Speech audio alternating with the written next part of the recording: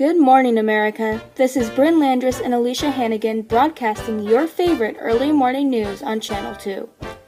As we near the end of the revolutionary decade that is the 1920s, filled with progressive movements across all boards and concerned to the arts, our channel has dedicated this week to honoring the achievements the 1920s have harbored for our country.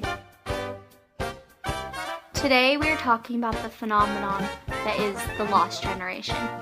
Surrounded by forward movement in dance, jazz, and the rise in soul-filled art in Harlem, one can understand how the scandalous topics covered by the authors in this movement prospered among citizens. However, they saw immense backlash from the government, who was still in the strict mindset of World War I. Alicia, for our listeners out there who aren't quite sure what the Lost Generation is, could you give us a quick explanation? Of course, Bryn. The Lost Generation is the title for the wave of authors in the mid to late 1920s, who wrote about topics previously believed to be taboo in the United States. This large group of writers includes phenomenal authors such as Gertrude Stein and Ernest Hemingway. In fact, it was Gertrude Stein who coined the term the Lost Generation during a conversation with Ernest Hemingway. To give you an in-depth look into the lives of these writers, we have a couple brief pieces detailing the lives of the great Gertrude Stein and Ernest Hemingway.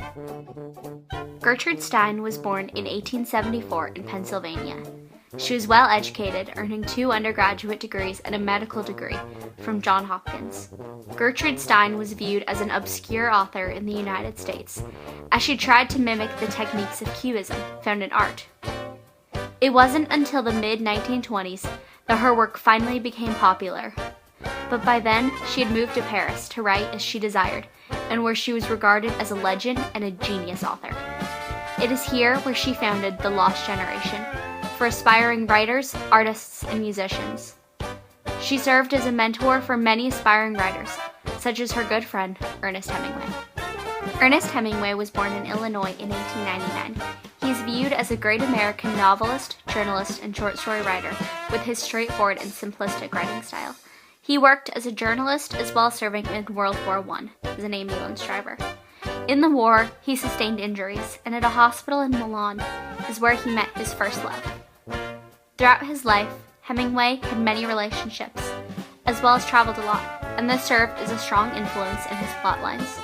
Much of his writing became famous in the mid to late 20s, while working with Gertrude Stein and the other Lost Generation writers in Paris.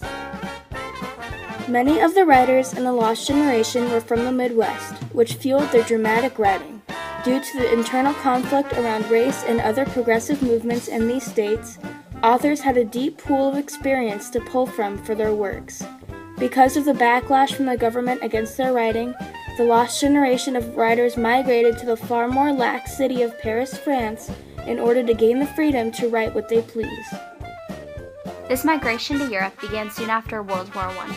Although traveling had been previously considered to simply express that you were cultured, it had become a means to get away from their supposed threat in a perceived American Puritan society. This intense dislike of the prude nature shown by America post-World War I pressured the writers to travel to Paris, a destination safely far from America, so that they could live freely and without boundaries. Along with this, these authors expressed the discomfort they felt in the especially business-minded America, where if your business was art, your future didn't bode well. Although most of these writers formed what you could call isolated pods in France, there is evidence of their presence in the quote-unquote Americanization of French businesses. As such, these authors had a short impact in France, but also a lasting impact in America. Their migration to America romanticized both traveling and the consumerism culture that often accompanies it. The writers' grand gestures promoted a lifestyle of indulgence, and many American citizens looking to escape what had become a conservative America aimed to follow in their footsteps.